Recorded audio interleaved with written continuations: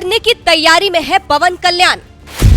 अपनी ही सरकार को दी नसीहत। मोदी नायडू की हो गई हालत खराब।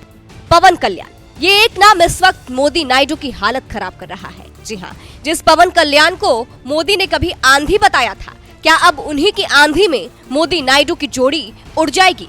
ये तमाम तरीके की बातें इसलिए हो रही है क्योंकि पवन कल्याण अपनी ही सरकार के खिलाफ नजर आ रहे हैं। चलिए आपको भी बताते हैं पूरी खबर के बारे में। 2024 के लोकसभा चुनाव में गजब का खेला देखने को मिला। सत्ता में रहने के लिए सबको एक दूसरे का सहारा लेना पड़ा। मोदी को नायडू नीतीश की जरूरत पड़ी, नायडू को पवन कल्याण की। ऐसे में कोई भी पलटी मारता है तो नुकसान सबको होगा।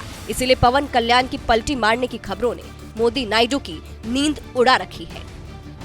खिलाफ उतर गए पवन कल्याण। दरअसल आंध्र प्रदेश के उप मुख्यमंत्री पवन कल्याण ने राज्य में कानून व्यवस्था की गिरावट का मुद्दा उठाकर सबको हैरान कर दिया है। मीडिया रिपोर्ट्स के मुताबिक पवन कल्याण ने राज्य में कानून व्यवस्था को लेकर पुलिस विभाग और गृह मंत्री वांगलापुड़ी अनीता पर तीखा हमला किया है। 1 नवंबर को तिरुपति जिले में 3 साल की बच्ची के साथ दुष्कर्म के मामले को लेकर पवन कल्याण भड़के हैं। उन्होंने इस मामले को लेकर नायडू की मंत्री अनीता को लेकर कहा, मैं गृह मंत्री अनीता को बताना चाहता हूँ कि कानून और व्यवस्था उनकी जिम्मेदारी है। मैं पंचायती राज मंत्री हूँ। अगर मैं गृह मंत्रालय संभालता हूँ तो स्थिति बहुत अलग होगी। अगर चीजें इसी तरह चलती रही तो मुझे गृह मंत्रालय भी संभालना पड़ेगा। आगे उन्होंने कहा, मैं पुलिस महानिदेशक, खुफिया अधिकारियों और सभी एसपी को चेतावनी दे रहा हूँ कि इस तरह के मामलों को प्राथमिकता दी जानी चाहिए। कई चेतावनियों के बावजूद कुछ नहीं बदला है।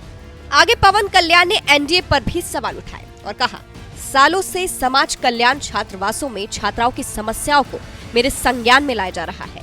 कोई जिम्मेदारी नहीं लेता। समाज कल्याण छात्रावासों में कई अधिकारी छात्राओं को परेशान कर रहे हैं। क्या किसी विधायक ने इन जगहों का दौरा किया है? मैं एनडीए के विधायकों से पूछ रहा हूँ, क्या आप वहाँ गए हैं? समाज कल्याण छात्रावासों में जाए। मैं जन सैनिकों से भी कह रहा हूँ, हमें वोट देकर सत्ता में लाने से आपकी जिम्मेदारी खत्म नहीं होती। चाहे हमारे पास कोई पद हो या ना हो, हमारा उद्देश्य लड़ाई जारी रखना है।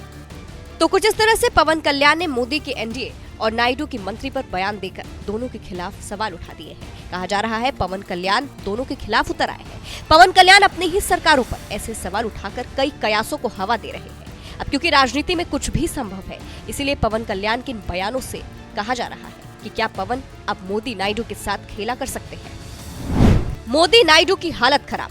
अगर पवन कल्याण दोनों से अपना समर्थन खींच लेते हैं तो दोनों को ही बहुत नुकसान होगा।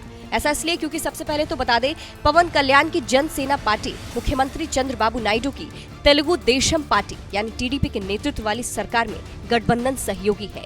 यानी पवन कल्याण के समर्थन से चंद्रबाबू नायडू की सरकार बनी है और मोदी को चंद्रबाबू नायडू का समर्थन प्राप्त है। इसके अलावा पवन कल्याण मोदी को बाहर से भी समर्थन दे रहे हैं।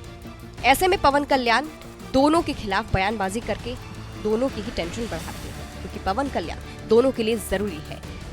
इसीलिए कहा जा रहा है कि फिलहाल नायडू मोदी की हालत खराब है। आपको ये भी बता दें, इसके अलावा पवन कल्याण ने योगी की तारीफ भी की है। उन्होंने कहा, हम सिंगापुर या दुबई में ऐसे बलात्कार के मामलों के बारे में क्यों नहीं सुनते, क्योंकि बलात्कारियों के लिए सख्त सजा का प्रावधान है। हमें भी इसे लागू करना चाहिए और ऐसे अपराधियों से उसी तरह निपटना चाहिए जैसे उत्तर प्रदेश के मुख्यमंत्री योगी आदित्यनाथ करते हैं। फिलहाल पवन कल्याण के बयान को आप किस तरह से देखते हैं? क्या सच में पवन कल्याण मोदी और नायडू के लिए खतरा बन सकते हैं? कमेंट करके अपनी राय जरूर बताइएगा।